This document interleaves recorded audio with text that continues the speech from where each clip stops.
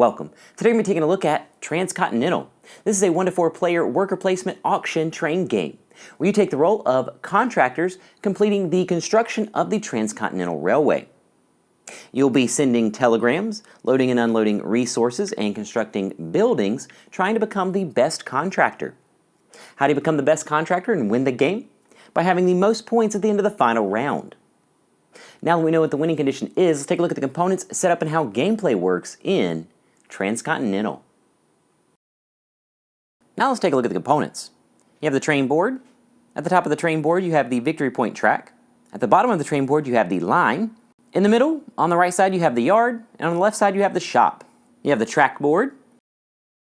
You have west and east, maritimes, lowlands, shield, prairies, and rockies. Turn order tile, the engine, priority resource marker, port markers for coal, navy, iron, wood, terminal and yard tiles, development tiles. At the top they have the name, at the right side they have the type, under that they have the developed action, and at the bottom they have the action and any develop actions. Wilderness tiles. In the top left you have the number. On the left side you have the victory points and then the action. And on the right side you have the coal to cross. Tender tile. This is the engine car with coal spots. Train tiles. These are either coal and grain, navy or tourists, and iron or wood. Investment cards. These have the name and then the reward for buildings. Ally cards. You have regular allies and syndicates, which are the solo cards. At the top you have the type, then you have a depiction, then you have the action and a description. Depleted cards. These are rewards when a deck is empty based on the land type. And then each player color you have a player screen, a bidding tray, standard telegrams, bonus telegrams, land claim tile, buildings, discs, resource cubes, a solo mode reference, and finally your rulebook. Now let's take a look at the setup. We're going to be setting this up for a 3-player game which takes 19 steps. Step 1, place the trackboard and development tiles. Place the trackboard in the center of the play area, shuffle the development tiles based on the region or color, dill them undeveloped side up, alternating south and north, with the park in the last north spot. Step 2, place wilderness tiles. Separate the wilderness tiles based on color, returning one of each color at random to the box. In a 2-player game, you'll remove number 24, then place them on the board in ascending order, starting with the railhead on the railhead space, and then the Pacific tiles in descending order on the last space. Step 3, place priority resource marker. Place the marker so that it points to the resource icon on the rightmost wilderness tile with a resource shown. This is going to be number 4 or number 6. Step 4, place port resource markers. Place the port markers on their corresponding spaces on the track board, pointing to number 2. Step 5, place the engine at the east space on the track board. Step 6, place the train board above the development tiles. Step 7, place the tender tile followed by the navy, wood, and iron cube cars in a line on the train board. Step 8, stack train tiles by type in the shop area. Step 9, place western terminal and eastern rail yard over the west and east locations. Step 10, separate, shuffle, and place ally cards. You'll separate the ally cards by region, removing solo mode ally cards. Shuffle each and place the depleted cards and then the ally cards on top in each region. Step 11, shuffle and place the investment cards below the west side. Step 12, place turn order tile above the corresponding icon. Step 13, place a scoring disc on 0. Step 14, choose a color and get the 12 buildings, 3 standard telegrams, 40 resource cubes, bonus telegrams, and a player screen along with a bidding tray. Step 15, get your bonus telegrams. In a 3 or 4 player game, you will remove all of your bonus telegrams except for 1, and in a 2-player game you'll keep 2 bonus telegrams. Step 16, draw 2 investment cards. Step 17, get an ally card. For your first game, you will draw an ally card at random, and in future games, the last player in turn order would draw a number equal to the number of players, pick one, and pass it in reverse turn order. Step 18, return 1 investment card and reshuffle the investments. Step 19, place your bidding tray in the center of your player area, bidding cubes to the left, and buildings and telegrams to the right. Now let's take a look at the gameplay. A game consists of a number of rounds until the final round is triggered by claiming the last spike tile. Each round consists of 5 phases: westbound telegram, westbound action, railhead, eastbound telegram, and eastbound action. Now let's look at each phase in detail. Phase 1, the westbound telegram phase. In turn order, place a telegram or pass. Telegrams can go on open spaces without other telegrams or wilderness tiles. They are placed at the top of the track, and any telegrams you have left you can use in the eastbound telegram phase. Once all players have placed their telegrams or passed, we move to Phase 2, westbound action phase. The engine will move east to west to the railhead, stopping at each telegram. At each telegram, that player is going to take the action. An action includes one action on each adjacent tile or port supply. Plus, you can play an ally card. When resolved, you'll place the telegram at the east end of the board. Keep in mind that unused port supplies go up 1 to a max of 3. The actions. For port supply, you would load the indicated number, and then you would reduce the marker to 1.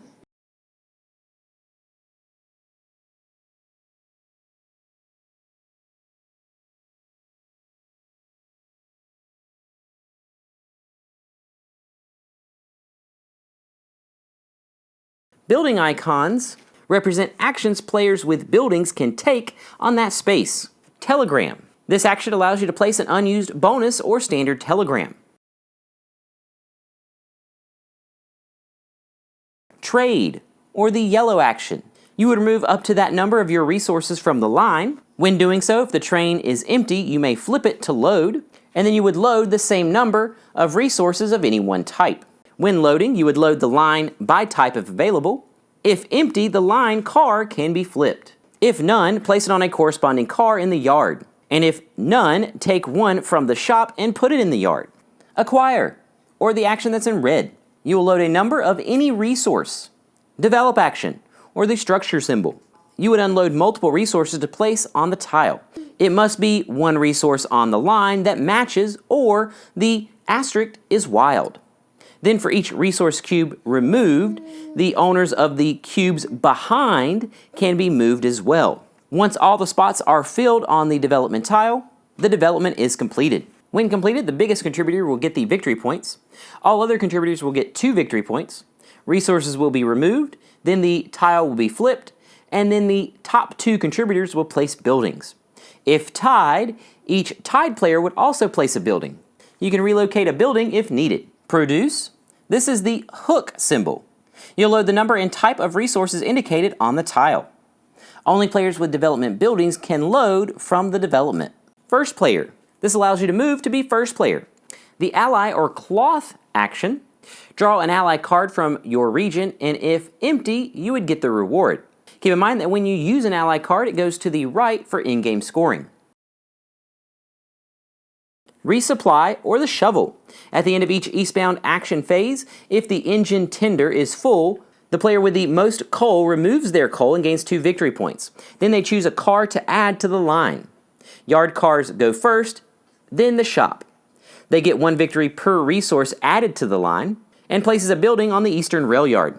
Then all coal slides forward, and if the tender is still full, you would trigger another resupply. Once the engine has made it to the railhead, we move to phase 3. The railhead phase. This takes 9 steps. Step 1. Players bid unused resource cubes behind their player screens. Only navies, iron, and wood on the line can be represented.